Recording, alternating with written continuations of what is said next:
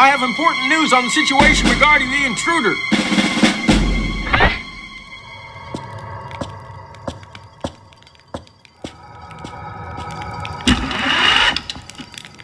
And? It seems she's managed to evade my men and remove the iris, sir. Incompetence? Where is this intruder now? Or have you mislaid her once more? Last visual contact in the lobby, sir. Last visual contact? So you have lost her again. Find her! Find her now! All exits are blocked. There is no need for these histrionics. Do we have identification yet? Only visual, sir. No need. I know who the intruder is. Lara Croft. Ah, your past once more comes back to haunt you, Werner. Foolish boy. No matter. She will not escape. Place the building under full alert.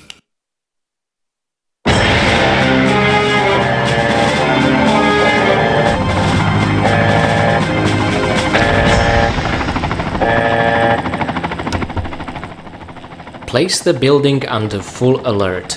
Such a missed opportunity. He could have said, place the building under red alert.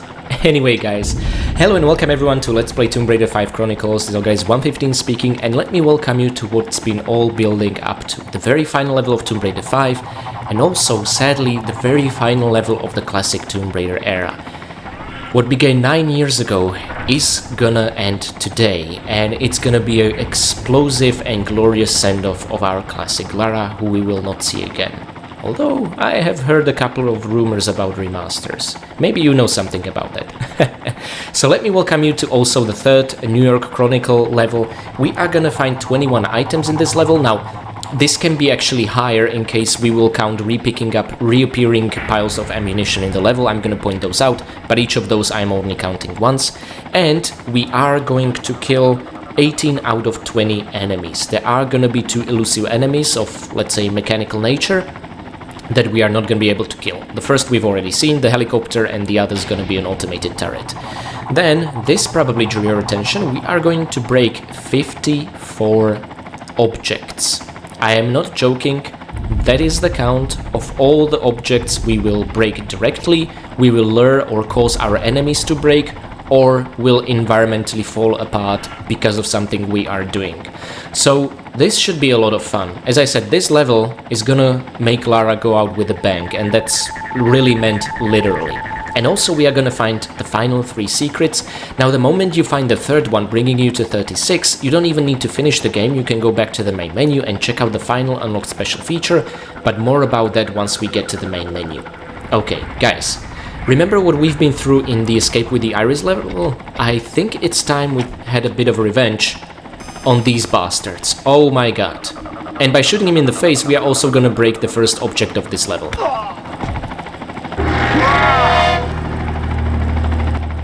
And the railing hath broken. Such a hilarious cutscene. Now what about the second breakable object? After all, we have a quota of 54 to meet. Well, all you need to do is take a step here. There goes a piece of catwalk. Oh, and by the way, behind this door, this is where we entered from in the Escape with the Iris level. I did not count this door as a breakable in the previous level, simply because firing the fire extinguisher did not in fact cause the door to be blown up, but just to open for whatever reason. And actually, one of you guys, my viewers, have pointed out an interesting fact. If you cheat HK gun at the very beginning after passing the security checkpoint in the Escape with the Iris level, and shoot the fire extinguisher to sort of open the door, when you enter here, you will just fall down into an endless void. You will not actually reach the level exit, which is an interesting implementation. It almost makes me think like the Escape with the Iris does not in fact loop back to the same corridor, just imitates it via an exact copy somewhere else in the level. But those of you guys who have messed with these classic levels in the level editor would definitely know better. Okay, so up we go the catwalks. There are after all so many more to destroy, aren't there? And I love the idea and the sweeping shot of the top of the building, because that's Lara's goal. She needs to literally ascend to heaven to really make it out of here safely and escape with the Iris. Ironically, that's not the objective we achieved in the previous level. Oh, and by the way, we're back to calling the headset binoculars, because of course we are. Thankfully, we have the Iris artifact. And another thing I just want to show you for full transparency, I have enabled... Oh, let me turn off the cutscene skipper so we don't miss something by accident. I have in fact enabled the fog this time, because there are a couple of areas where I find it really cool and atmospheric. We can already make patches of the fog for this fire escape, and I actually like the fog implementation in this level, so I have enabled it. Now, if you keep going up, there'll be an explosion, but it's a fake out, nothing actually changed. But a couple of next steps, 3 catwalks are gonna get broken, okay? That one, this one, and that one. So we need to be very careful. You have a couple of options here. You can either just hold the action key and you'll be fine, trust me, or we can try and jump over this. Yep, so 3 catwalks broken, and this is why I made the jump. I want to show you the helicopter. There is a guy with a mounted machine gun. He is not shootable or killable. You can fire at the helicopter, your bullets are just gonna bounce off, unfortunately. Now this helicopter here is just for an effect, sound effect as well as visual. But we are gonna re-encounter it later on, and I am going to consider it an enemy. It's actually gonna be one of the 2 enemies we are not gonna destroy in this level, the other one being the one and only automated turret in this level. Now, why did I say hold the action key when falling here rather than jumping? Well, Lara will grab this catwalk and use it as a ladder, which I just find really interesting and crafty. This way we'll be able to go into the gap in the building to the left and get our hands on the very first secret. Yay! You know, I have to wonder, what was this part of the building before it caved in the explosion? I truly do not know. And don't be afraid of this fire, it's just an empty, hollow particle effect that doesn't hurt Lara. Same on PC as well as PS1 version, okay? So you are completely safe. We are going to encounter one just like that a bit later on as well. So, up we go. I think for this one... You know what? No, I think running jumps are our best friend here. Okay. And now let's make a running, grabbing jump. And that's where the most tricky catwalk is. Okay. What's up with all these cats? A catsuit and a catwalk. Anyway, let's try not overthink it. Ooh, we get a better view of what's at the very top of the fire exit. But we can go even higher than that. So, first of all, here I recommend making a running jump, because this will explode, and I'm sorry for the expression, it's a real bitch. Without any warning, Lara will fall down, holding the action key will not save you, she will start sliding down all the way to the bottom of the fire exit shaft. So what do we need to accomplish here? Well, ascent to the roof. Again, it's... wow. Interesting shaping of the fire exit. Again, it becomes more and more narrow the further up we go. The perspective is all crooked and twisted and stylized, just like the elevator shaft in the previous level. Anyway, what interests us, really, is this piece of the broken catwalk. Because here, we will use a grapple gun and swing across to that hole over there. Yep. Because this part of the building will apparently lead us to the roof, and that's where we need to make good on our escape. Now, first, our objective, which Lara or the game do not tell you, is to get our hands on the grapple gun in this part of the building where the armory is. So that's our quest right now. Again, a pointless fire particle effect. Now, you don't need to shoot this brick wall, you can just kick it down. Ah, so satisfying. Definitely a breakable object, however. Now, as we somersault our way to glory, let's be very quick. We have limited amount of time to do this without taking damage. Lara, please open the trapdoor. Thank you. Now climb up, but climb up manually. Don't count on action forward. You need to press jump, action, and forward. Otherwise, Lara will not climb up. I don't know why it works that way. And now, let's headshot our first enemy. Ooh, he was just about to turn.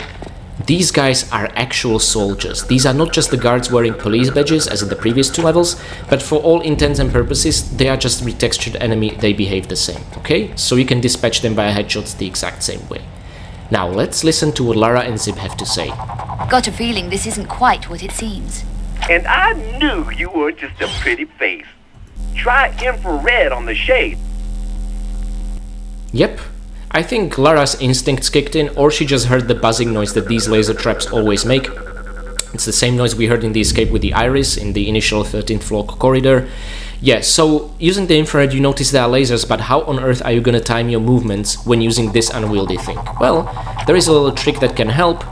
Again, interesting how the gun scope actually is not infrared, it is just red, or night vision-y, but doesn't reveal them. So, you need to shoot the red valve at the end. And now there's going to be a constant steam which is going to light the path forward, okay? So as easy as that, but before that, let's plunder this storehouse area and get our hands on the very first new ammo pickup, and that's grappling gun ammo. Now here's a very interesting thing, and I'm gonna demonstrate this a bit later on, unless I'll forget. Using the grappling gun will increase our ammo used count, so it's not as bugged as HK gun is. Which leads me to the next point. I guess if you were to cheat in pistols, it would also count properly. So the ammo count bug is not pertaining to these levels as it is to the HK gun itself. Just an interesting bit of trivia. Talking about HK gun, let's pick up our clips. There really is only one enemy, an absolute bullet sponge, for which we need to hoard all this ammo, but honestly, if we were to find no more ammunition from this point onward, we are fine. It's not actually that bad. It's just the stress of not having your pistols. Now, the way these lasers work is they alternate between having a short gap in being off and a long gap in being off, and they constantly alternate, so they are on, off very shortly, on, off sufficient amount of time for Lara to pass. So you just always need to observe how long they were off for, and based on that you'll know whether it's safe to continue during the next one or not. And that's it, that's all there is to it. I think this one we missed an opportunity, so now it's gonna go for a very short time. It's a fake out, don't go through, it's too short. And now we're good. And the white lines at the bottom of the floor actually help you identify where the red lasers are placed, even if you can't actually see them at that point. Very handy. So I don't know why, I remember this being one of the things I was most terrified about when thinking about Red Alert, but once I figured out this pattern, it just became incredibly easy. Now, find the large health pack over here in this storeroom, and approach the elevator, but be ready to headshot a particularly pesky soldier. One more step. I don't know what he was hoping would happen by charging Lara, but there you have it. Now you don't have to press the button, the elevator is here, but oh my, come on, it's just so satisfying. I love pressing buttons. And here, let's observe what floor we are going into, because the devs went through the extra effort to highlight the buttons indicating what floor we are going up to this point, and they're also going to do that now, which I find interesting. So floor 24 it seems. Okay, but first we have a soldier to worry about. There we go. So, another look at this. Yeah, floor 24. So we made it a couple of floors from floor 13. Actually, let's see what the previous floor was all about. I'm curious. Ah, so this here is floor 15. That means using the fire exit, we got two floors higher from the 13th floor. And now we are gonna go all the way to floor 24, where apparently Lara knows the armor is. Honestly, I just assume Zip gave her some blueprints or something like that. Now, as any good armory, it is accompanied by a shooting range. Yay! That's gonna be a lot of fun. Oh boy, what am I getting myself into? So, first things first, in order to continue, we need to get our hands on the grapple gun, which I already explained. It's in this armory to the side over here. To unlock this armory, we'll need to complete a basic shooting range exercise. It is extremely easy to just unlock this door, don't worry too much about it. The real challenge is unlocking the door on the left, which will require passing through a much more advanced shooting exercise, which if we do not do with absolute pinpoint accuracy and perfection, our reward will be poisonous gas, which will kill us, which I'm still confused about to this day, what kind of training regimen that is. Anyway, and that will serve as a way back, because once we enter this armory, the door behind us will lock because of one particularly naughty soldier. Anyway, it will all make sense. So first things first. Let me explain the armories to you, okay? The more advanced one will only unlock when you pass the basic one, and that is completely fair enough. Oh, I forgot to press this elevator button. Sorry, I have to. Oh no, Lara, you cannot press it? Why? You were able to before? Gosh darn it. Okay, maybe once we'll return with a grapple gun. So, let me welcome you to the first armory. Feel free to pick up the clips now or even after. It really doesn't matter in this one. It will matter in the second one. The moment we press this button, we'll have 5 targets to eliminate quickly, and we need to eliminate them before they'll cross the green area threshold. Simple. Now you can absolutely kill them as slowly as you want at your own pace, no one's gonna kill you for that, and you will unlock the grapple gun armory, you'll be able to continue the level. But if you manage to shoot all those targets before they cross the green threshold, you unlock the advanced shooting range. And the problem is you only have one chance at this. One shot at this. So, this is the reason I'm going to save here, in case we mess up, but I really feel good about this. I feel like we shouldn't. Oh, and by the way, I've heard a couple of people saying that it helps them to use the rapid mode. If it helps you, feel free to use it. I mean, look how much ammunition you should have at this point, right? If you've been saving it for now, it's fine. Honestly, if you have like 100 spare bullets, you're good. But I have not had the same experience. I do still prefer my sniper mode and my happy trigger finger to do it. So, without further ado, let's press the button. And 5 targets will appear, all breakable objects, by the way. The trick here is to perhaps not zoom in too much so that you can move the targeting reticule in time. And we have done it just before they reach the green threshold. The door out has unlocked. You could maybe already hear the slight sound. That means the second firing range is now open. And you know what, maybe make a save here. And some people said this is so difficult, they just want to bypass it altogether. Okay, but you need to make your decision now, because the moment you enter, the door will close and it will not open until you pass. And if you fail, rather than opening, it will fill this chamber with a poisonous gas, which is always very appreciated. Pick up the HK clips now, because as I said, afterwards there's going to be gas and we'll want to get out of here as soon as possible. And now, a couple of things. You will see targets appearing one at a time, and then you'll see multiple targets appearing at the same amount of time. The trick to this really is memorizing where each target appears, so that you do not shoot them reactively, but rather proactively. Furthermore, let me explain something. I always thought the way to go is to zoom in as much as possible for the highest accuracy, not to miss any shot. But then, as you can already notice, moving from left to right or even up and down is incredibly slow. Whereas if you zoom out, you can switch to different targets relatively quickly. So the trick here is to pretty much zoom in only just a little. Now that's gonna make hitting the targets a bit trickier, but still allow you to basically switch them quickly enough. It's about finding the right balance. And I feel like still being within the first quarter of the zoom interval helps, if that makes sense. Okay, enough talking. I'm nervous, but let me try this. First, there'll be one in the middle, and I'm not gonna zoom in more. That will slow us down when aiming. Okay, the third should be here. Awesome, then one there, then... Oh my god, these two, I forgot about those. And I think I have messed up, and that's because I forgot about those two. Almost. It was very close though, good effort. And as you can see, your punishment and also reward is the poisonous gas, but if you have failed this, the door will actually not open, which is just mean. So, let me try this again.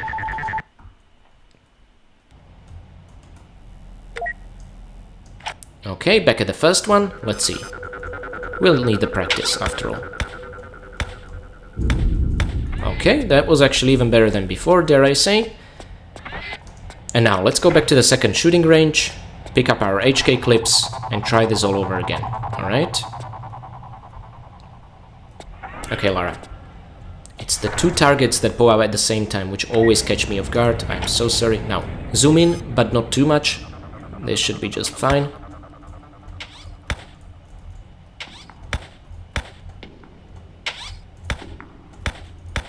Okay. Okay. Okay. We did it. My friends, we did it. Now let's get the hell out of here. So, not the first try, but... Oh, come on, it wasn't too bad. You will still take some lingering damage from the poison gas once you step out, but it should disappear very quickly. Can we now press the button? No? Damn it. That would be even a better reward than the second secret. Okay. So, remember, if you forget about the left armory and go to the right one first, the door will close behind you because of one naughty soldier. But don't worry, you will eventually find yourself back from this vent over here, okay? So don't fret, you will not miss your chance on getting the secret, but let's just get it out of the way since we worked so hard for it at the shooting range. Okay, there we go.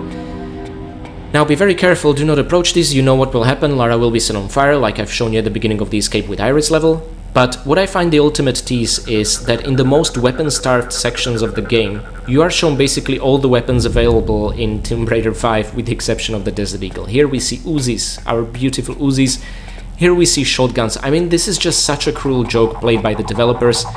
Yeah, and in this armory we are gonna see scope revolvers. How I miss you. I mean, I know you are nerfed in this game and you are not nearly as powerful as the Desert Eagle, but come on. The only green weapon, meaning it will not set us on fire, but make no mistake, it doesn't mean it will heal you or anything, is the grapple gun. Hooray! Ironically, you need to equip your HK gun now, because a soldier appeared trying to sneak on us.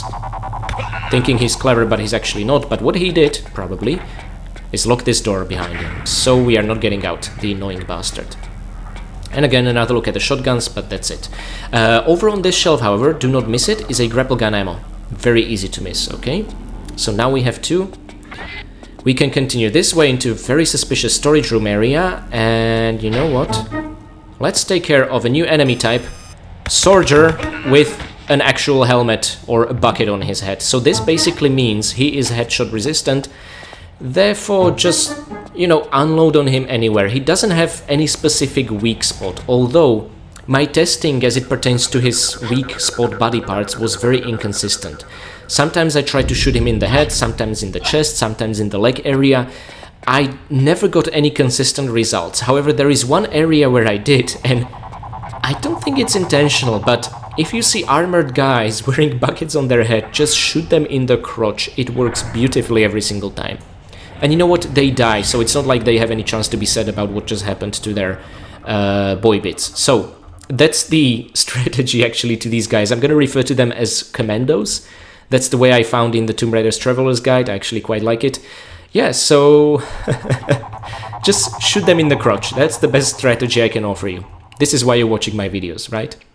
Now, over here we have a grapple gun. Oh, and by the way, very interesting thing, HK gun is number 5 on the keyboard if you're playing the PC version, and number 6 is the grapple gun, replacing the crossbow in Tomb Raider 5, in Tomb Raider 4. Just an interesting bit of trivia. And again, let me show you that we have ammo used 824. We've been seeing this number since basically the end of the sinking submarine level, right? Now, if we fire a grapple gun, we will in fact see 825. Can we just have a moment to celebrate the fact that the ammo used count works for something in this game? Okay, I'm exaggerating, it doesn't work just for one single gun, but an important one. Anyway, so yeah, it works for the grapple gun, as an interesting bit of trivia. Now, how does the grapple gun work? We have very limited ammunition.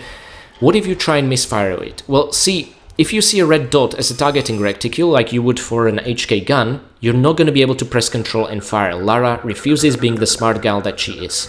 The moment you see a legitimate target, your dot will either turn into a green dot in the original PC version, or if you're playing PS1 or the Tomb 5 patch PC version, it will turn into that square targeting reticule, which I actually absolutely love. It's a great bit of detail they patched in here. Because in PS1 version that's what it looked like, and I think that's what it was supposed to look like. Kind of similar to the skies. Now we're gonna get an opportunity to admire the skyline a bit later on. First of all, let's just grab this rope over here. Wait a second, did we pick up the clips at the top of the crate? My memory doesn't serve me well. Lara, can you take a peek? I mean, I'm pretty sure we did, but... Oh, okay, thank goodness. Okay. See, I'm constantly thinking about what's up ahead, that I'm not really focusing on what's happening right now. You know, I think that's a general problem I have in life. I think many of us do. Okay, Lara, as part of your mindfulness training, grab this ledge, thank you very much. And now let's shimmy all the way to the vent, and that vent will lead back into the armory. So even that soldier who tried to sneak up on us when we picked up the grapple gun tried to lock us in. I mean, he was successful in that regard. Using the very same tool we just acquired, we managed to find a way out, which I find very ironic in the good sort of way. But let's pick up the HK gun and slide down, because there is an ambush. 2 power armor guys, the final ones we'll see. My god, they're not good at long ranges, are they? This was pretty embarrassing, guys. Imagine how expensive those suits had to be. And how expensive their life must have been. Anyway. I cannot press the button. You know what? I think it has something to do with the fact that I used to go down with the elevator and then back up to check what digits Lara entered. Anyway, you have another opportunity to pick up the second secret in case you still haven't, or have a go at the shooting range number 2 in case you still haven't and you performed well in the first one. Hopefully that made sense. Okay, let's press them again. So again, we are on our way to 15th floor, 2 floors above the 13th, and now there will be a soldier waiting for us. But rather than him ambushing us, how about we ambush him? What do you guys think about that? I think I like my idea. You know what people hate? When you shoot them in the gun and they still bleed. Okay, I maybe wasted a bullet or 2 there, but still. At least we didn't get hit. I do want to conserve our health quite a lot. I don't want to use more than large single health pack. It's possible to only do that. We'll see. Now this should be familiar by now. Okay, I don't want to get too close. I want to be careful. Wait, was this the long or... Ah, shoot, we just missed our opportunity again. Just be patient here. There is absolutely no reason to rush. If there would be some mechanic making you rush through this, now that'd be a problem, wouldn't it? Okay. Perfect. Now, what about you? Ah, again missed an opportunity. Fair enough. Oh my god. I was looking at the one behind it. Guys, I have absolutely deserved this. Okay, I will see you back at this very spot.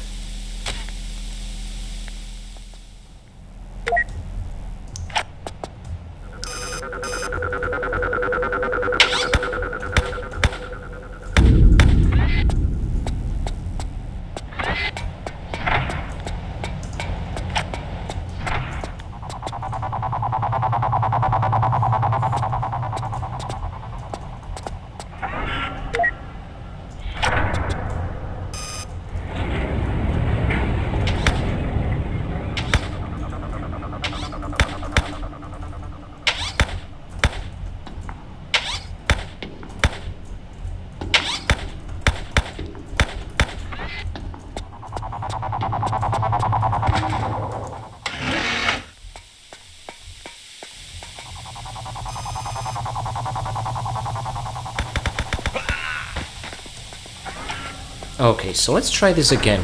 And maybe I can use this as an opportunity to talk about the cutscene at the very beginning of the level. Hopefully I'll be able to focus whilst talking and not get ourselves killed again. So it seems Von Crow was accompanied by some sort of accomplice of his. I'm not sure who that is. I was not able to find any information online on who that might be. However, that's basically what I'm assuming is some American partner of his, right? To basically open up the local branch of VCI, because Von Crow himself is from Austria, hence the German accent. And we have no information on who that is, and what doesn't help things is that he has exactly the same kind of head as Von Crow does, although the only distinction is that he wears a suit, glasses, and has some blemishes or skin marks on the top of his head. And what's worse, they are both voiced by exactly the same kind of voice actor, which doesn't help. So it's interesting. I'm just assuming it's some associate with whom he built the VCI to what it is today, you know? To sort of open up the local American branch or something like that. I have truly no idea. And you know what, for the purposes of the story, I guess it doesn't really matter. Anyway, what matters is that Von Crow is still on a wheelchair apparently, recovering from his Cambodia injury. So I don't know how recent it is that he walks with a walking cane in Tomb Raider 4, but I assume still many years. And it kind of explains why they hate each other with Lara so much. Huh, it's interesting.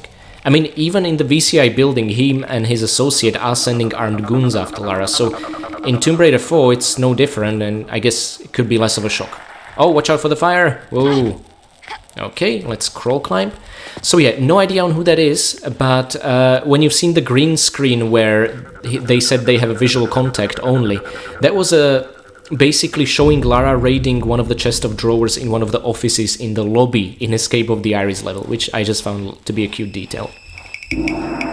Okay, this storage area. You know what a dark ceiling tile means. That's an automated turret just waiting to pepper spray us.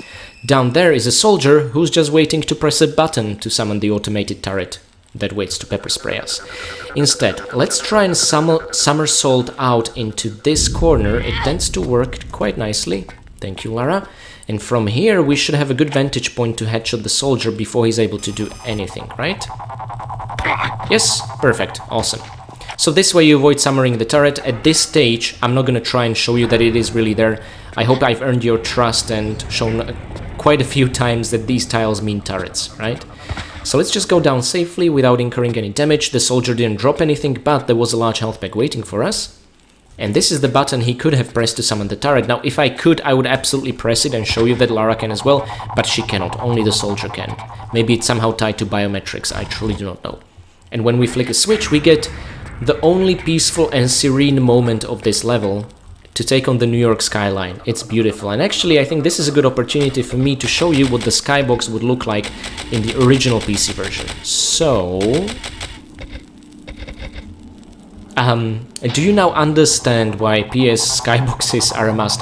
I mean, from a certain angle it will look like the break of dawn, you know, like sun could be rising soon, which is a cool concept, it's been a long night after all. But with the rest of the skybox? Absolutely not. Oh my goodness. So, let's just turn it back to what it's supposed to look like. And also, the PSX one just fits so much nicely with the FMV at the end, you know? Anyway, enjoy our only peaceful moment. Now, I guess we could save here, but I'm gonna show you a much safer point from which to save, ensuring that we will not trigger any game-breaking bug, okay? We were on what I think was 15th floor still. So, I'm curious which one this will be. Aha, so... Okay, all of them got triggered, but for a brief while it was number 3 and number 9, so 39th floor. Interesting. Before the console lit up like a Christmas tree. Now, the moment you approach the second row of squares, be ready for a commando guy and your standard soldier. And they break 2 glasses getting here. Okay. I am absolutely counting those glasses. Wow, crotch-shotting everyone. Since 2000. Okay, so these are, by the way, I am considering breakable objects. If you check them before all this action, you will find them to be full-on glasses, and it's these 2 soldiers that break them trying to ambush Lara, okay? And over here behind this door is our final stairway to heaven. For this, we will need to combine 2 VCI keys into one complete one, and enter and exit, okay? So this sign is what Lara is after the entire time. Just get to the roof and get out. That's what she's fighting so hard for ever since getting her hands on the iris and... Whoa, teleporting away. How did we miss that rope again? Lara, that was pretty embarrassing. They're not gonna shoot a movie about this at this rate. Actually, I think this was 1 year before the Angelina Jolie movie was starring, right? And the hype was real at the time, because essentially everyone was expecting the next-gen Tomb Raider game, and no one knew we're gonna get the unfinished mess that finally we have. Okay, open the door via the action key and jumping. Get rid of this guy quickly. Again, crotch-hod him to smithereens. And this one, let's maybe wait till his back is turned. Okay, now's a good opportunity. Nice! He did not take a pot shot at us. I'm very happy about that. So both of them are down. Interesting how there's a delay in the body disappearing if you don't look at the body. So if we were not to look at the body at all, it would be still there, but it only seems to disappear as we're staring at it. That's... shouldn't it be the other way around? Interesting. Anyway, by the way, full disclosure, not sure if I ever explained this. If you hit someone with a sniper mode HK gun bullet, you deal more damage than if you hit them with burst or rapid fire. It doesn't actually make any sort of sense, unless Lara would swap an entire barrel of the gun or something like that with an increased stopping power, but there you have it, right? So another reason why just sniper mode is superior all the time. Shame. I wish they would do more maybe with the enemy design to justify using a burst and rapid fire, but that's not the case. Anywho, look at it, another red button. Remember what happened last time we've seen a button like this? Absolutely nothing. We cannot press these, and we cannot press this one either. Instead, we're just gonna be sent plummeting down a vent. Now, do not save here. Now, I know I didn't save here because I'm an idiot and I'm probably gonna have to repeat everything all over again after some awkward laser accident, but the reason is this can cause multiple issues in this area. I'm gonna tell you exactly when it's safe to save. First of all, keep a note of this ladder. You can climb up, but the hatch at the very top will unfortunately stop you. It is still closed. Instead, go down and find yourself next to 2 fake doors and a crossroads. One says danger, wear protective gloves, the other says caution, something something, keep out. Wonderful. Both of these are locked, of course, because of the lasers, alright? They make me nervous. It's almost like we had an accident recently. Instead, we want to go to the helipad after all, right? So just turn left. Just kidding. Of course, it's not that easy. The only way we can go is this ventilation grid. What would we do without them? It's just the classic staple of every espionage movie, isn't it? Are really so many vents so big that an entire person could fit in them? I don't think that's really as commonplace as video games and movies would have us conveniently believe. Anyway, this grate at the end, no need to shoot it, it will open up, not a breakable object. But there is someone who I could technically consider a breakable object. Okay, let me explain a couple of things. Maybe you heard the footsteps already, I'm not sure.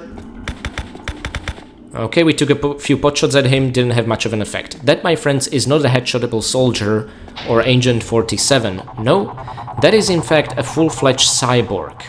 We are gonna encounter two of these guys and we're gonna have to get rid of them in a very, very, very extraordinarily creative way. So, we can either spend hours trying to take pot shots at him from this angle, or, you know what, I can maybe explain a couple of more. You know what, this works if we had the patience for it. Instead, let's shoot that valve. The area will flood now. Now let's go down so he cannot fire at us. Now he's gonna be chasing us around this crate like an idiot. To be honest, I also feel like an idiot. Let's, for the first time ever, switch into... you know what? No, I'm gonna go with burst mode, and this could maybe work nicely. Let's fire at him, and then side flip. Okay, and via burst, we will just ensure we are not wasting too much ammo. Okay, and this way he should not be able to hit you, okay? And regarding which side he will appear from, which corner, because you can't really predict what his pathfinding will decide, you can just react via the other side flip. Okay, wonderful. Now, his leg and his arm are damaged, so at this point, let's not try and incur any damage. And if you notice by his health bar at the very top, we dealt no damage. It's not about dealing health damage, so to speak. It's about, oh my god, destroying parts of his body, similar to how we did with the walking statues in Trajan's markets, right? Although that correlated directly with the damage we inflicted. Here it's a bit different. What? How are you? You're not even letting us aim. Oh, that's not fair when you're landing the shots. I'm not gonna play with you anymore. Okay. We want to be out of the water the moment we land the killing blow, which is why I'm doing all these... Oh my god, I cannot move left. What the hell, Lara? Why? Okay, which is why I'm doing all these acrobatics. Now, technically, we could get on the crate, but I'm just worried he's gonna pepper spray us even more. Oh my god. Yeah, this is very annoying. We could also dangle Lara's sexy legs from the vent, which seems to attract him. I mean, I can't blame him. But he would still take pot shots at us, so... Okay. You know what? I think it's time to just get on the crate and soak it up like a man or a woman made out of steel. There is no other way. So. And I think I'm gonna choose the burst mode and rely on Laura's auto aim. Oh my god, where are you? Yes! Oh, no, we still didn't. Okay, interesting. I thought we did. When I've seen animation change, I assume that's his death. So, do you now understand why we've been hoarding all that ammo? It is because of this guy and how much damage he can take before the water finally short-circuits him. There we go. And that's his death throws. So, we have dealt with our cyborg friend. It was quite painful. Now, if you find yourself running out of ammunition in here, I have tested this, you can pick up these HK clips. If, again, you find yourself running out of ammunition, they will reappear, right? So this is what I meant by the pickups technically being infinite. You can just keep firing and repick it up and blow the 21 items number into any sorts of proportion, right? But that's not what I'm here. Any such item I'm gonna highlight that's what it does, but I'm gonna pick it up only once. I'm not gonna rely on some level editing magic to pull us through. So, there is a key, a large health pack. Remember, if you touch the water, you die, the same way as the cyborg. Although his body still seems to be twitching, poor guy. But I hope he's not self-aware at least. So, we need to go all the way up there, activate a switch, and get rid of the water. This will unfortunately close our only way out, so we'll need to repeat the process again once we have the large health pack and a key. To do this, just hold the jump key and you should be fine, right? Simple. Okay, do we have grapple gun ammo? No. And that's exactly why this grapple gun ammunition has appeared here. Now let me show you something really neat. At the moment, using our lovely targeting reticule, we shoot the rope over here. Oh look, a new one appeared, but I picked it up once, I'm not gonna do it again, okay? Besides, we don't need another grapple gun ammo in this level, or the game for that matter. So there you have it, and the same thing goes for the HK clips, and the same thing one of you pointed out back in Trajan's markets, in front of the mechanical head. Some of the revolver bullets were also infinitely spawning in case you ever run out. But that doesn't mean you can just, you know, bundle up ammunition to ridiculous amounts. It just means you will always have, for revolver, 6 bullets. For HK gun, 30 bullets, right? They will only reappear if you're at 0. So from that point on, you will never have more than what the clip allows. But still, it's a neat safeguard, I guess. And for the grapple gun, it's 1, right? Now this way we should be able to get down fairly safely. There is no more water, nothing to electrocute us.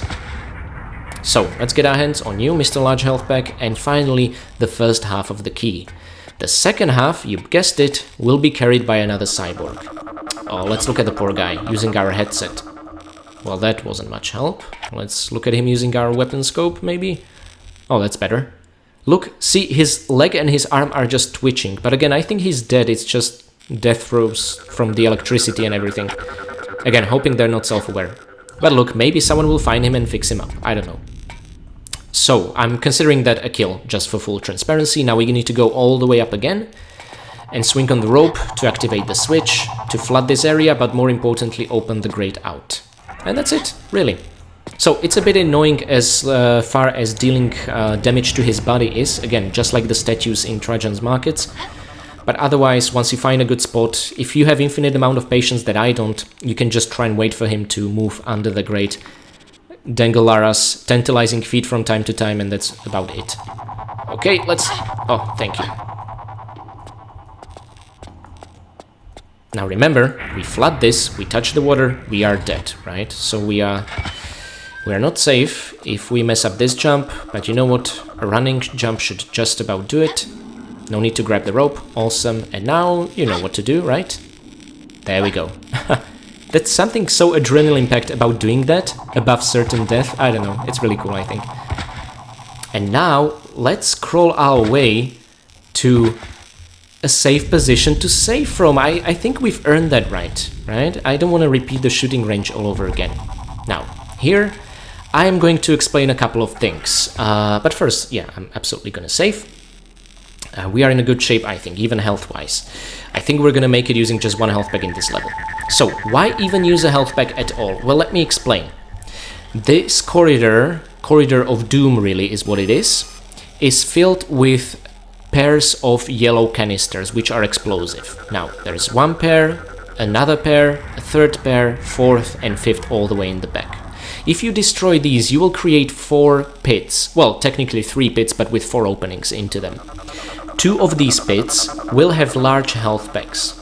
Now, on our way to get those large health packs, we will take damage from a returning friend, a bloody helicopter. You heard me, and many of you probably know this segment already. What's especially interesting for me, you know how obsessed I am with breakable objects. And every pane of glass, like this, is a breakable object, okay? Let me show you also a 3rd one. There are 13 panes of glass like this in this corridor only. Secondly, I'm counting each pit we will create and break through the floor, a breakable object, and every canister, also a breakable object. Now, the canister's blast radius will sometimes trigger the other canisters, create more holes, and even destroy the glass panes. And for full transparency, I want to show this. I don't want to shoot them right now.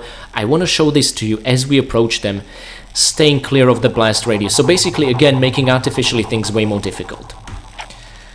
So let's quickly sprint over here and hide behind this pillar whilst the helicopter moves. Again, this is the same one from the beginning. Hello, old friend. Now, as you destroy the first yellow canisters, do not stand on that tile because that will be caught on fire, okay? And we have just blown a hole. Let's hide behind the other column. Pretty please, Lara, cooperate with me. There is no large health pack in that pit. I repeat, no large health pack. Doing this, we also blew up 3 panes of glass, okay? Just as a side note. And now this would be 7, 8, and 9. Wonderful. Wait, are we still on rapid fire mode? Or burst mode? Oh my god. That's why there was such a recoil. Now, over here, I'm gonna show you something neat. Let's blow these up. And we fall down. Okay, let's make it to the crawl space. We could have handled that better. Anyway, we basically cleared the path towards a large health pack. Okay, and again, let's somersault our way to glory. Don't worry, I got you. This is much, much better and less dangerous than trying to get the large health packs from the power armored guys in dead-end corridors in Escape with the Iris level, okay? So on this crate we are safe. Unfortunately, this is the most health draining jump.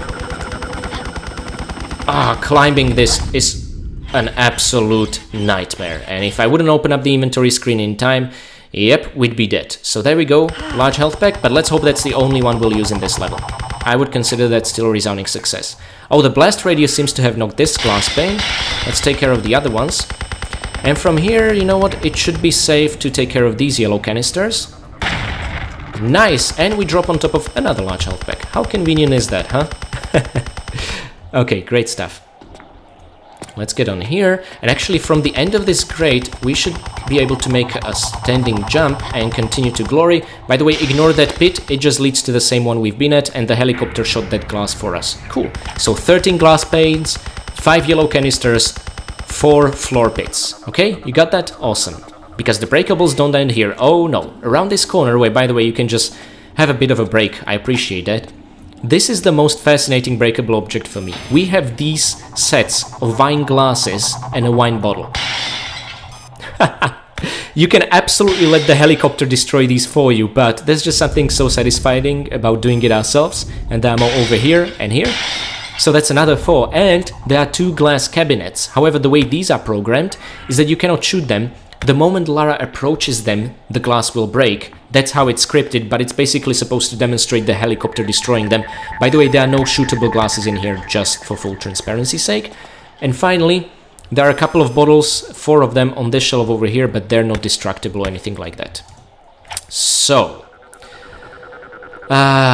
you know what? Let's try and sprint crawl. Okay, that was excellent. And now another glass cabinet will be broken the moment we approach it. See, just like that. I'm missing some of the particle effects. Anyway, to the right is a door to the roof. That could be our way out, if the door would work. But what the immediately interrupted cutscene is going to try and show you is that the door doesn't work. I'll try to get a better angle. But first, let's listen to Lara and Zip again. Keep moving, girl. You got too many escorts tonight. You get used to it. Where's the exit? Now, I got you an exit, but you gotta promise not to be shouting at me when I... Wonderful. Thanks so much, Zip. The one time we actually need you. Well, I intentionally open up the inventory screen so that you can hear their exchange, because the helicopter makes it kind of impossible. The problem is, in PS1 version, if you open up the inventory screen, that stops all such conversations or music playing in the distance, right? So there's no real way to do it, but at least we got to hear it in the PC. Now, again, I'm gonna try and get a better angle on the broken door and show you exactly how broken it is and why we cannot use it to get out. You know what, maybe this will be good under the beer taps. See? Can you see the door now? So that's what it does. There's no way out of there. Okay? We cannot reach the roof this way, unfortunately. Now, I've never really tried if the door will actually kill you if you come into contact with it, or if it will just stop you. To be honest, I don't care either way. We need to get out. Okay, Miss Croft. Okay, nice. And watch out. A cyborg appears. That's exactly what we needed. Bloody hell. Oh, shoot. Oh, this is not good. He's gonna fire at us. Oh, no. Oh, no, you're not, sir. Okay, I have messed this up royally. But we will have our revenge, and we can still do it without a health pack. I'm sure of it. Okay, in we go here. We need to trap the cyborg in this room. Yes, absolutely. So let's go down, down, down. And just as he's above us, I can hear footsteps. Yes, I can see him. Press the switch. Yes, he is in, my friends. We did it. The toughest challenge so far. Now let's just make sure from this side that this door is closed as well. Oh, wonderful. Now, I'm paranoid. I don't want to touch the door just in case he'll think he can shoot at us and the game's telling him he's right. Now, we can only get to the crossroad from this side and we cannot leave. We cannot get to the helipad or the first cyborg. We now have to enter the poisonous gas labs, of course. That's why there's a danger sign. The irony that they're saying protective gloves will protect us against inhaling a poisonous gas, I don't even know where to begin. I'm gonna sprint through these corridors because we'll be constantly taking damage, just like in the second shooting range, okay? So, Miss Croft, please cooperate with me fully. Okay, and there we go. Flick the switch, because we are on the other side of the room where we trapped the cyborg in. Oh my god, we're not? What the hell happened? Oh, wait, not yet, not yet. I got ahead of myself. First of all the rooms look the same. Third and final secret, my friends. It's in this crawl space next to the switch. What we achieved with the switch was just opening up the door to the room where we'll be on the other side of the cyborg's trap, if that makes sense. So, we did it. We have 3 out of 3 secrets, but it's no cause for celebration because we are taking damage. But if at this point you go back to the main menu, you will find all special features unlocked. So we did it. Hooray! Look at that. Ammo used increased by 3 because we used the grapple gun 3 times. I don't know, something about that is just funny. Anyway, yeah, let's somersault our way from here. Or maybe if we end up crawling like this... Ah, see, we can avoid the gas like that. But it's these ramps that are the problem. You know, we need to get there and need to get there quickly. Furthermore, get your gun out because there'll be 2 commandos over here. Okay, there you are. So he only appears if you... Come on, Lara, where are you? Are you kidding me? He is invincible. What on earth was that? Well, my friends, I'm gonna see you back at this spot. I am very angry. This was not a justifiable death. Not one bit. So, I need to find a better way to deal with these commandos. You know what? I'm gonna do better, I'm gonna take less damage, and I'm gonna think of something better. And I'll see you right back at this spot. You know what? When it comes to the Corridor of Doom, I feel that practice makes perfect. So I'm gonna take us through this all over again. So, 3 breakable glasses. Now let's sprint onto that side and hide behind the column. Wonderful. Another 3 breakable windows. There we go. And let's shoot the first canister from this tile. Okay, now, there's nothing in this pit, so let's just hide behind the other column. Perfect. Let's break another couple of glasses. And this time, you know what? We're gonna stay on this tile and try and make it into the crawl space in time. Whoa! Nice, Lara. This time you didn't get pepper sprayed. Awesome, I congratulate you. Let's pick up the large health pack, turn around and somersault our way to victory. Okay, wonderful.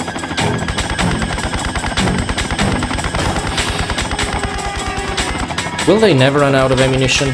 By the way, in case you are wondering, there isn't really any point in waiting for breaks in their fire. It's not like they're using that time to reload or anything like that, unfortunately. That'd be a neat mechanic, but, well... Ah, the blast radius already destroyed one of the windows. Let's take care of the others. Okay.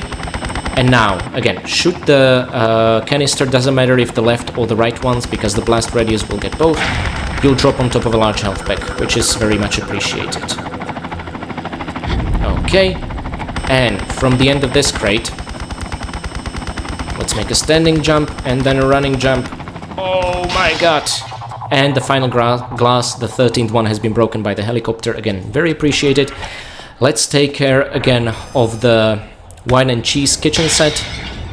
All 4 pieces of it. Okay, and that's all we could do. Sorry, I cannot speak anymore. I am so incredibly exhausted. Okay, but we're nearing the end. The stairway to heaven is nearby. Or so it would seem again. Let's use a large head pack and... sprint diagonally through this room and then enter a crawl. Good job, Lara. Very nicely done, I salute you. Okay, again, you just approach that cabinet. Even when the helicopter is not firing, it will shatter, just like that. By now we know what the conversation between Lara and Zip is like. Keep moving, So let's just focus. You got too many escorts tonight. You get used to it. Where's the exit? Now And the conversation is essentially a music file, so it gets interrupted by additional music, okay? Whoa, nicely done this time. He might still take a few pot shots at us. Now I cannot show you a rear view like as if we were in a car, so I can't show you how the cyborg is jumping over those pits, because we have a trap to take care of, so we need to be real quick in here. Okay, we should be fine. Come on. Now let's flick the switch as he enters. Please, sir, would you step inside? Wonderful. The bastard is trapped again. Let me check the door like the last time. And now I'm hoping the commandos are not gonna mess it up for us with their absolute invincibility. I've never had that happen before in any of my trial runs. Again, the level is incredibly buggy.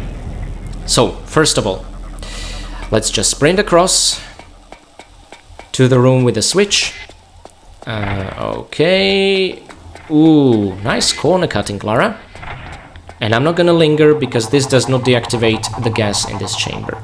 By the way, now to our right is an inaccessible door, so let's not worry about that. Let's worry about getting our hands on the secret.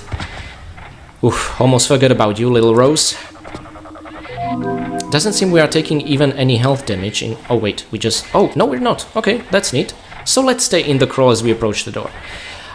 Yeah, so the door over there is inaccessible. It's not an actual door, it's just a door texture, but we're gonna find ourselves on the other side of it. Now we need to retrace our steps somewhat, and most importantly, deal with the commandos.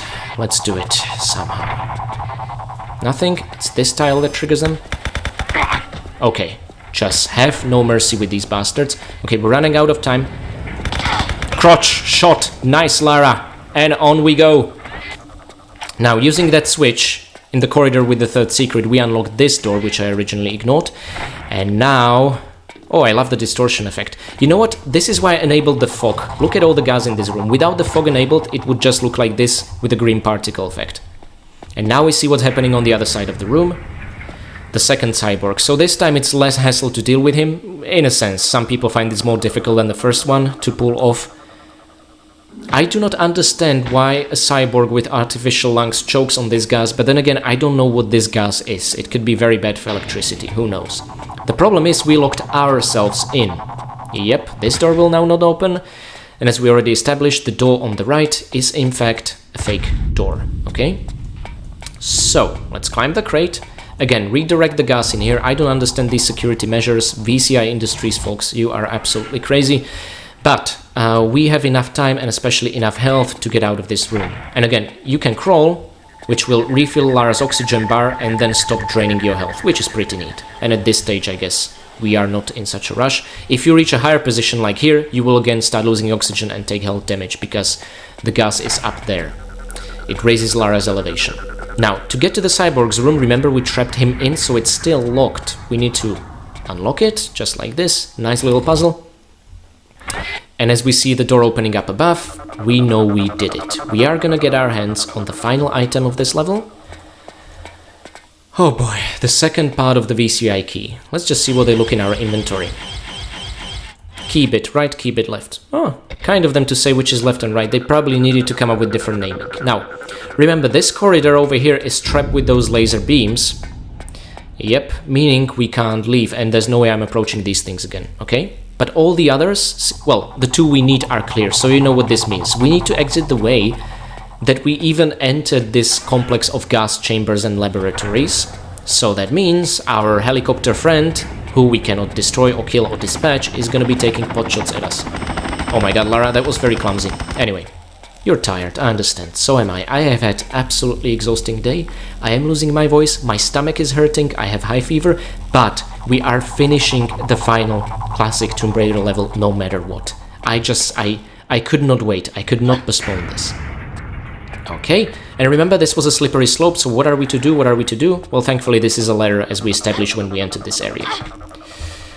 Okay guys, please let me know in the comments. I hope this guide made sense and was helpful. I hope you didn't mind seeing another run through the corridor of doom with the helicopter. I just think that sort of thing needs to be shown multiple times, so that you can sort of come up with your own strategy, especially if you're interested in the large health packs. If not, it's very straightforward. Now, the moment we drop, we'll hear Zip, and you know what? This line of dialogue actually fills me with joy. Yeah, girl, you done good. Now get your bony ass out of there. And hey, you stay in touch, yeah? Maybe we're gonna be pen friends. Bony ass? I doubt it. But I'll be in touch. Clear the area, Yank. I'm coming. She was about to say, I'm coming out. As you remember, Zip is basically parked in a huge van outside the VCI building, so she's coming out. It's probably a good idea for him to disappear. And as much as I hate Zip here, hearing him say here hooray after everything we've been through just strangely makes me appreciate him. I'm just glad we had any companion at all in these harrowing tough levels. And I find Red Alert to be the easiest out of the three, by the way. regardless of the fact we died twice. Anyway, let's combine the key and insert it and clear the stairway to heaven. My friends, we did it, the final classic Tomb Raider level. We have together beaten, as completionists, Tomb Raider 1, 2, 3, 4 and 5, Unfinished Business, Golden Mask Expansion, Lost Artifact and Times Exclusive level. My friends, this means a lot to me, but before I start ranting and having closing thoughts, we have the ending to show you and the credits, right? So first of all, let's look at the statistics screen. This was Red Alert. We have found all 21 items, we have killed 18 out of 20 enemies, the 2 enemies we are not able to kill is the bloody helicopter, which I'm considering an enemy, and the automated turret, which thankfully we avoided summoning. Furthermore, we have destroyed 54 objects. Now I haven't done the math yet, but I think this might be more destructible objects than in the rest of the game all combined. And we have found the 3 final secrets, so you will have a surprise waiting for you in the main menu, and that's where I'm gonna take us after we see the final FMV cutscene and the credits roll. And I'll not only offer some commentary for what we have unlocked, but also some closing thoughts about Tomb Raider 5 in general. With that firmly in mind... Oh my god, I just almost loaded the game. No, you're not gonna trick me, Tomb Raider 5. Not for the final time. I'm gonna save here, so the 20-second save. Hey guys, Future Zelgad is here. Apologies for the brief disruption to the regular program, just wanted to let you know something important. Do not save in this corridor. If you do so, you will find yourself unable to load your save game.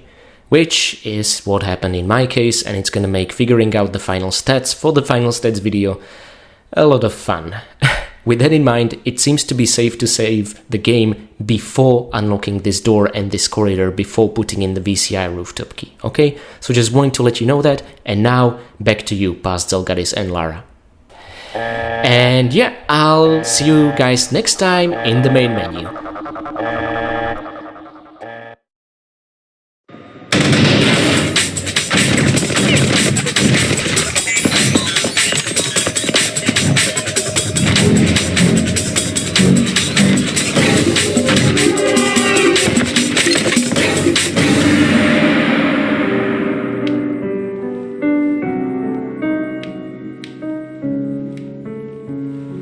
To absent friends.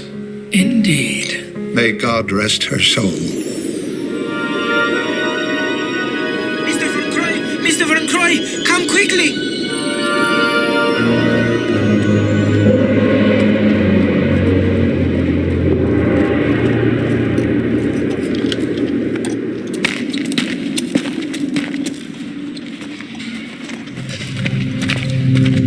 What is it, man? What have you found? Pass it to me. Pass it to me. We've found her.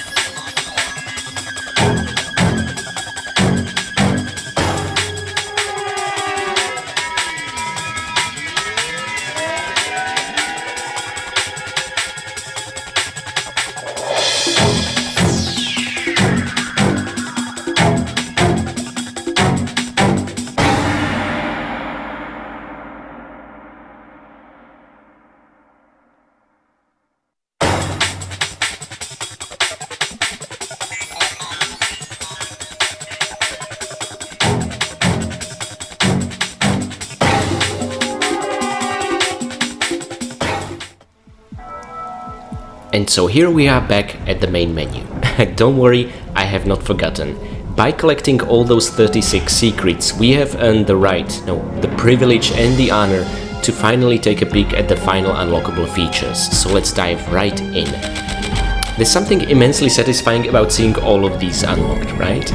Now we have unlocked Storyboards Part 1 via finding all secrets in the Rome chapter of the game, Storyboards Part 2 via finding all secrets in the Russian chapter of the game, and we have unlocked Next Generation Concept via finding all the secrets in the Irish Chronicle.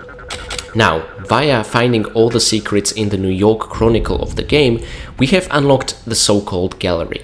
Now, interesting caveat before we continue, the unlockables are quite different in between PS1 and PC versions, so be on the lookout for that. There is an entirely different kind of unlockable feature for finding all the secrets in the New York levels in the PS1 version of the game. Now, I will make a separate special features unlockable video later, where I'll try to merge the PC and the PS1 unlockables all together, so you get to experience all of them. But for now, let's look at what the gallery actually stands for in the PC version. And it is already a big disappointment. So mostly what we will be seeing here are a couple of renders from the FMV cutscenes, just sort of taken apart, some filters not applied, some characters and objects removed, and that's essentially it, right? To be honest, I had better expectations. I was actually thinking it would be some Tomb Raider 5 concept art from actual artists, but no. Then again, putting these together is art form in itself, right? I don't want to discredit anyone like that, but we've seen this already in the FMVs, and honestly, the resolution, the scale, the detail is not good enough for us to appreciate the individual details, unfortunately. But I'm gonna take you right through it. There are gonna be some cool shots here nevertheless, and some promotional materials as well. So, what we are looking at is the Zapadnaya Lica Russian naval base, right? Where the Russian Chronicle takes place in. And this was shown very briefly in the cutscene. In the distance somewhere there is the boat where Jean-Yves or Charles Kane is actually waiting for Lara. Now, this is the sort of look we've seen with the FMV cutscene, but I think they removed some of the trees and the forests and the snow effect. Again, this is basically like a mid-stage development of the FMV cutscenes, not particularly interesting, and again, the detail is not good enough for us to make out all the details in the base. So let's move right next. Now this is interesting, this is sort of the dusty, musky, dark, decrepit room that Lara is in Winston's cottage in the made-up town of Conacy in Ireland, right? This is basically where from she overheard the conversation between Winston and Father Patrick. Now, again, we just see this detail without Lara and not much else to see here. This shot I actually appreciate because we get to compare the lobby of Croft Manor with, let's say, its in-game representation, right? So again, all the characters removed, Charles Kane, Winston and Father Patrick, and you know, they kept the two staircases and the corridors underneath, but the layout does not actually correspond to the game because there is no large window at the top, it's actually from the other side, and this would lead to the attic, the music room, the bedroom normally, right? So it doesn't really seem like whoever put this scene together knew what they're doing, or had any experience with the games. I mean, they knew how to put the scene together nicely, but just weren't familiar with Lara's actual Croft Manor layout as per previous games. Maybe they just worked on the 5th game and that would explain it, although in the main menu we see its in-game representation as well and does not correspond with this. So it's a bit odd. And I think it's actually the left dark corridor which leads to the trophy room, which again is not really correct if we compare it to the Tomb Raider 3 layout. And this is the boat where Charles Kane waits for Lara once she makes it out of the sinking submarine with Admiral Yarofev's help. And this is where the three friends reconvene and share Winston's tea.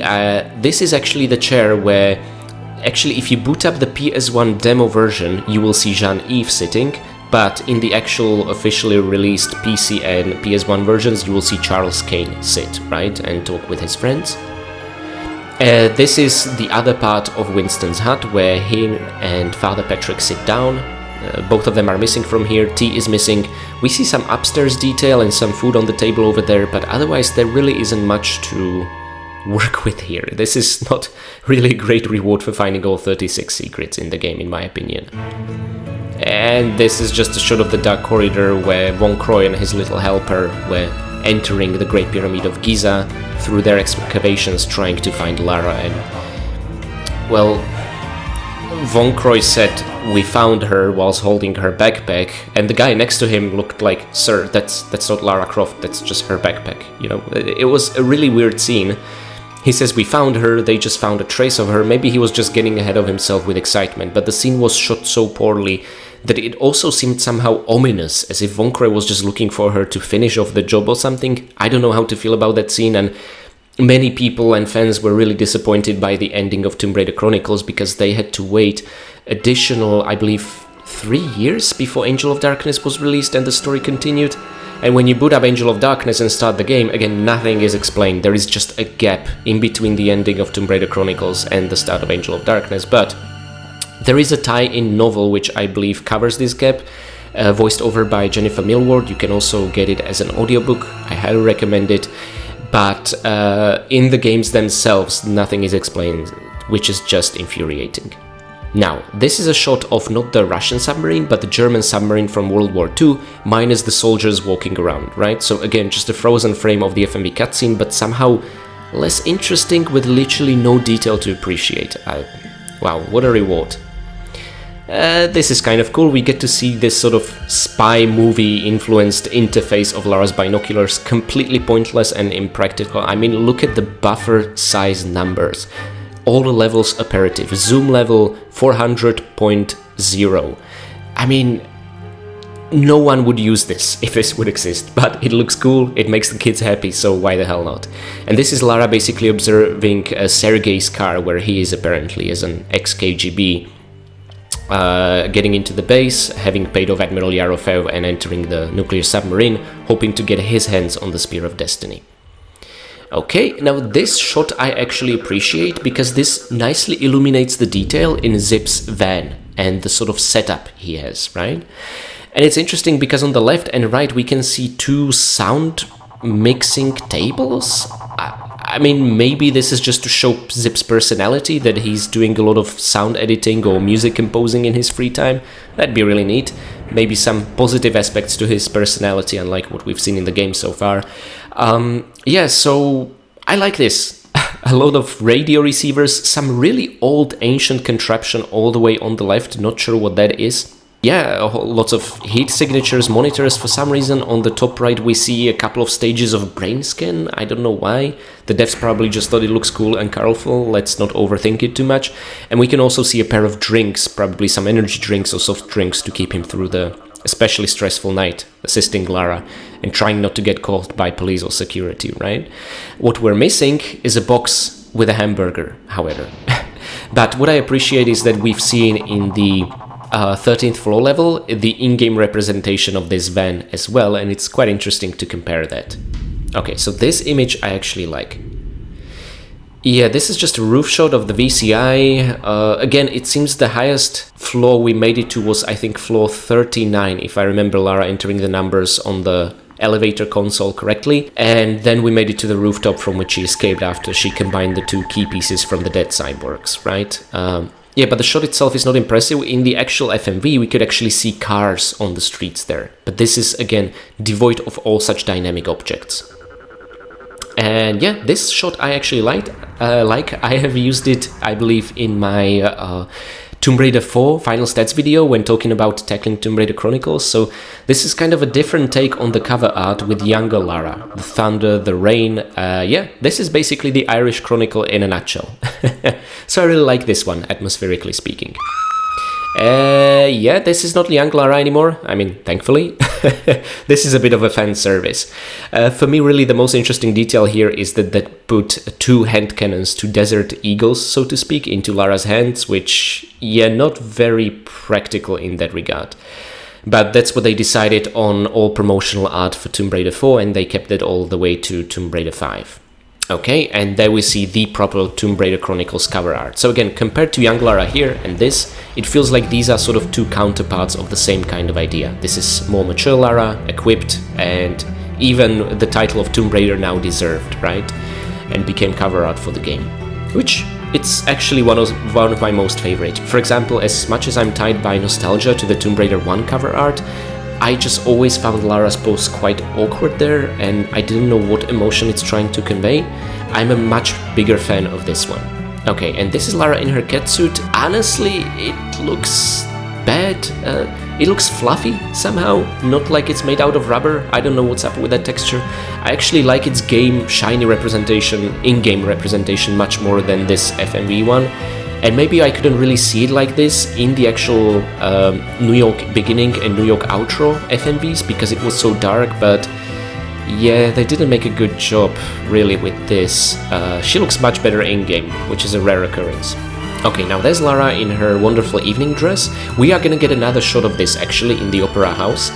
And yeah, I absolutely love it. I would wish that we would see Lara more often in such outfits. I think the only other situation where we do is in the Japan level in Tomb Raider Legend, when she visits Nishimura-san, but otherwise, although that one was taken a bit to a ridiculous level in my opinion. Anyway, big fan of this. And this is the classic outfit, although what I find interesting here are the differences between Lara's face. Because this Lara and this Lara, there seems to be quite a significant age gap. It's of course the eye size, which makes her look younger than she probably should be in this art. But yeah, this looks like a very young, inexperienced Lara, but already donning her classic Tomb Raider outfit. It's the eyes being bigger that give me that impression. Okay, now we've seen this, and you will also see it in loading screens, whether you are playing the PC or PS1 version of the game. This is her memorial statue, and as Winston and Father Patrick pointed out on their car ride home to the estate, this is just a memorial service, not actually a funeral, because they never confirmed her death, right? So there's still that sliver of hope. Now this is one of my favorites. This is clearly the sinking submarine level shot, right? This was never used in any FMV or anything like that. It's just a badass art, which makes me appreciate it all the way more. And this, I believe, is also the print they used on CD versions of the PC release of the game. Please guys, correct me if I'm wrong.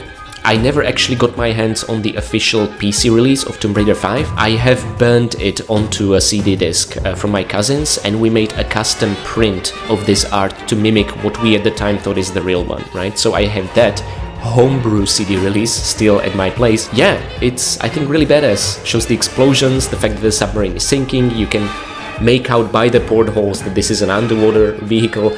And Lara is donning her Russian Chronicle outfit, although there are a few differences between this and her in-game representation, mostly the lack of beanie hat, and also her belt is white in-game, but it's the classic belt and holsters in the sort of render art here.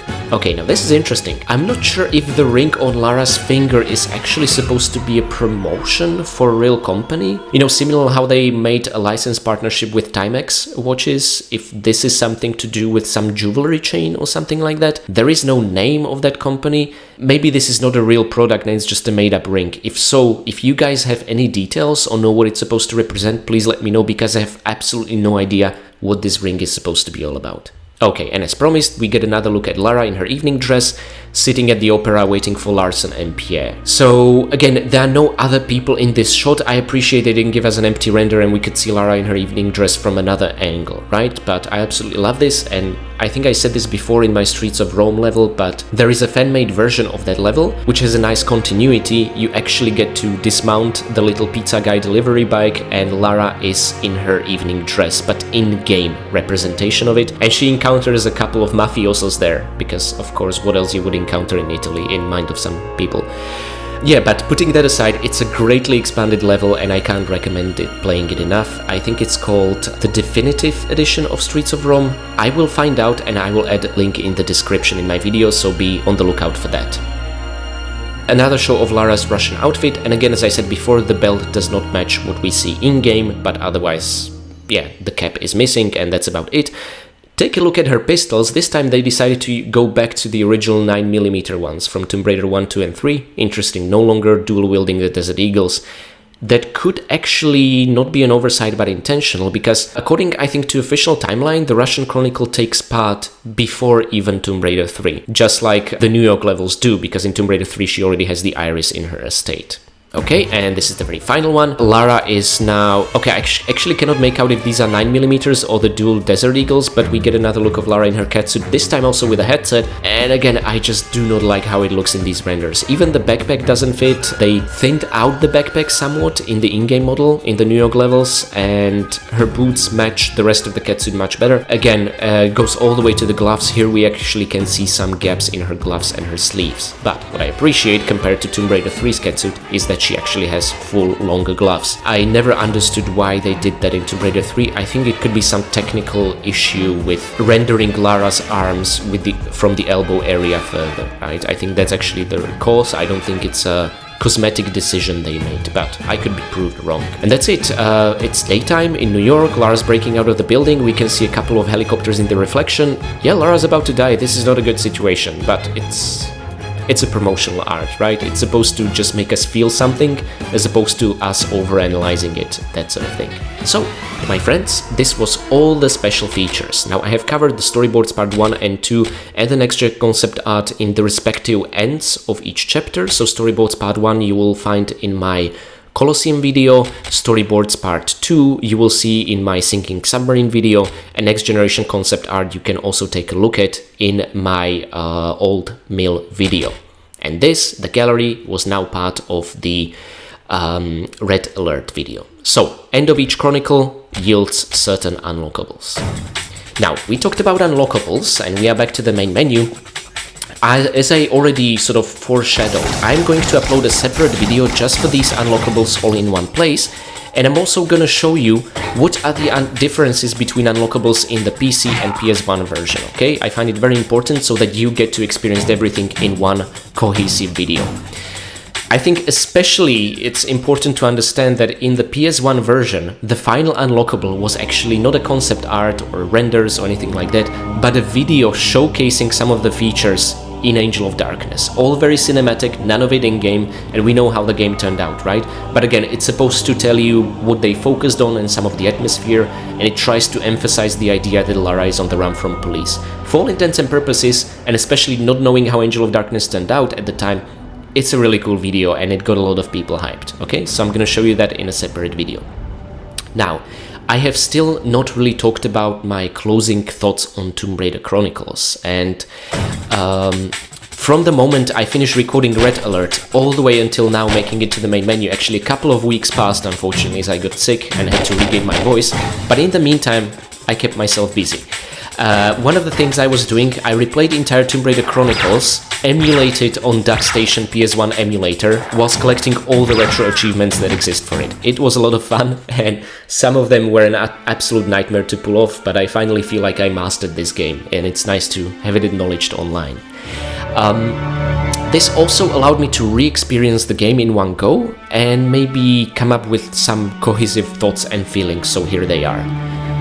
I love Tomb Raider Chronicles. I understand it was a disappointment at the time it was released, and I understand it is much shorter than any other main franchise entry we got. Maybe that's one of the reasons that from today's look, I feel like I am enjoying my time with it way more. Since today we are blessed with so many Tomb Raider games, having a shorter experience is not necessarily a bad thing.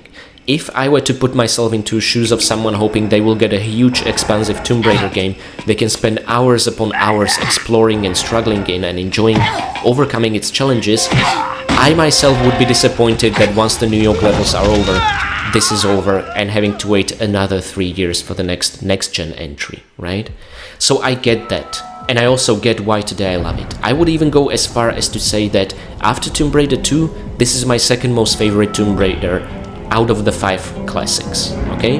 Not completely, my number 2 would probably be Tomb Raider Anniversary, if I was to take all the franchise entries into consideration, but just talking about the classics. Now, I absolutely adore what they managed to pull off with this, even at the time, at the year 2000, already very old and outdated engine. They really maximized its potential to the fullest. They gave us some additional new moves, refined Lara's movement. Unfortunately, without the Tomb 5 patch, you would still not get smoothed animations, like when holding a ledge and climbing in, or the delays between crawling and running animation. to make those really be as smooth as they were in Tomb Raider 3, for example, you need to enable them via Tomb 5 patch. But I really appreciate what it is. I appreciate that it's not just set in one setting, but they changed constantly, right? So there are 4 different chronicles. It is incredibly refreshing to go from one to another. I also feel like they did the best job so far with FMV cutscenes and in-game cutscenes as well. Some of the writing was really leaning heavily on stereotypes, whether it came to American stereotypes, Russian stereotypes. When it comes to American, I'm talking about Larson being a hillbilly, Zip being Zip, and basically Yarofev and Sergei both being Russian stereotypes. Not a fan of that, but I find the writing itself to be kind of funny, to be poignant, and to be really good and straightforward. It's the best cutscenes I think we've had in the franchise so far. I also thoroughly enjoyed overcoming the challenges of the New York levels. I understand that some people tend to sort of just check out of the game and not bother because they are so exceedingly difficult, and I think this is where the game fails, and that's in setting up the basing, right? You would expect the levels to become easier and then get progressively harder and harder, and I agree that the New York chapters should be the final ones given their difficulty. But thematically, I don't think it's a very good send-off of our classic Lara. I would like the final adventure to be maybe the Philosopher's Stone in the Rome levels, right? Because they were classic Tomb Raider at, well, I'm not gonna say at its finest, because the levels were really short and straightforward, but they were pretty damn good nevertheless. And sending off Lara in a Mission Impossible break-in breakout kind of session just seems tonally very different.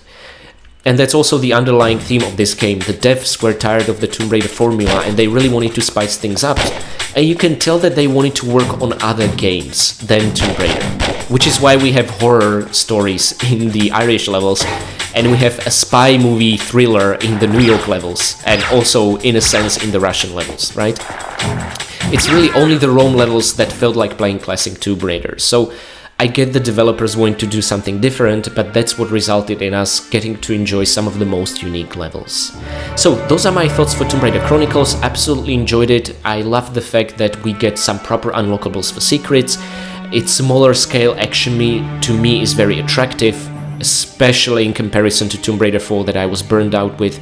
And yeah, it's, again, after Tomb Raider 2, I think these are some of the best levels. Maybe the Lost Artifact expansion for Tomb Raider 3 I would consider even higher, but just ranking the mainline entries, this takes the second place for me. And who knows, maybe in the future I'll reconsider, we'll see. So, thank you Tomb Raider Chronicles, you've been a great companion. I was looking forward to every single level and overcoming its challenges. Now, what's next for the channel? So, full disclosure, I was already working simultaneously on a completely other video game and a walkthrough for that game, and now it's no secret, the game was Gothic, the German RPG released in Europe in 2001, which became very popular in Central Europe, in Russia, in Poland, and yeah, not as much in the West, but I believe it has its following there as well. And actually it is a Spanish studio now working on Gothic remake, right? So I was in the process of doing it, and also I wanted to have something ready in celebration for the Switch release of the Gothic 1.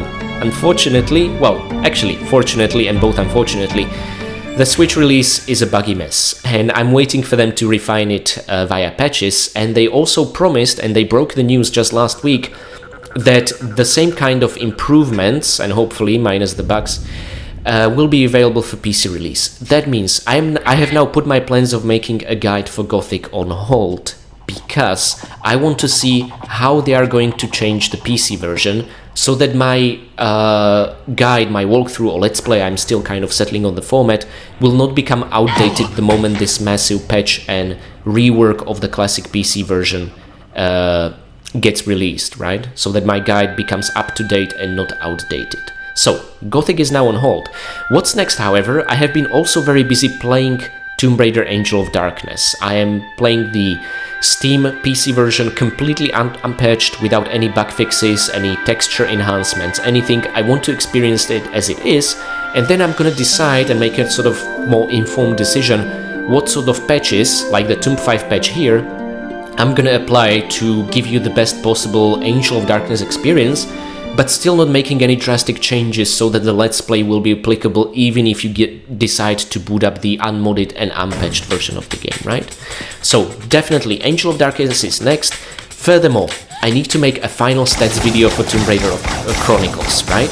So that's something I'm gonna be working on in the background, and I'm gonna try and sort of dedicate the video not just to Tomb Raider Chronicles, but also to all the classic Tomb Raider games up to this point. So, you know, expect a lot of comparisons to the previous 4 games and their individual expansions. That's kind of the format I'm thinking that the final stats video for TR5 should have. Furthermore, we have until 14th of February till the remasters are released, and doing the very first level of Tomb Raider 5 gave me the idea, how about I make a separate video dedicated as a tutorial to all the classic Tomb Raider games, especially when it comes to their control scheme, right? So be on the lookout for that. I will be publishing, hopefully in no less than 2 months, another video focused just on the control schemes and the different things and actions you can perform with classic Lara in Tomb Raider 1, 2, 3, 4 and 5, sort of focusing on equipping you with all the information so that when those remasters are released, you can tackle those levels like an absolute professional. So that's something I'm going to be working on as well. So, classic Tomb Raider control scheme video, Tomb Raider 5 and the franchise final stats, and also practicing on Angel of Darkness. Now, one important thing, at the end of November I will be going through surgery which will put me out of commission for 1 or 2 months. It's going to be very invasive, very difficult. I'm sure it's going to turn out fine, but I'm still trying to see how that's going to affect my release schedule of videos.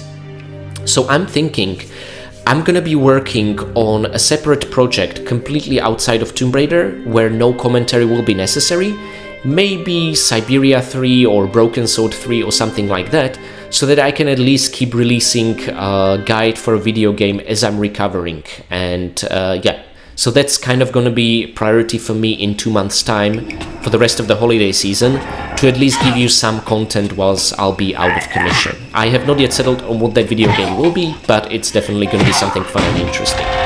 So, that's it. Poor guy, it never ceases to hurt to see him being thrown into the fire. Yeah, so guys, thank you so much for having the patience. I really hope you enjoyed the final level of Tomb Raider 5 and the final classic Tomb Raider level.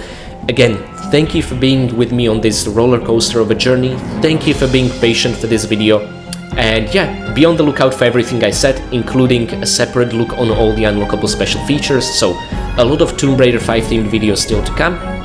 And yeah, I will see you guys next time in Angel of Darkness.